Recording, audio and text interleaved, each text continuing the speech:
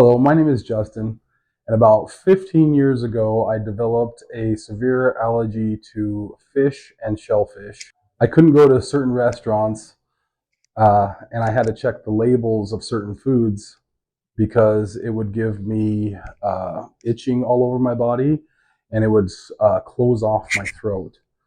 Meeting Dr. Jones has been a blessing to me because he told me about the enzyme therapy and how he can cure my allergies.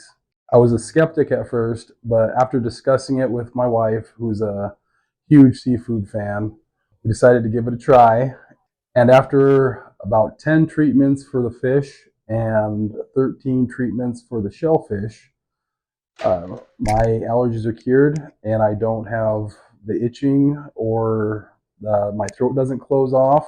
I feel very blessed and I'm thankful for Dr. Jones and his team for curing me.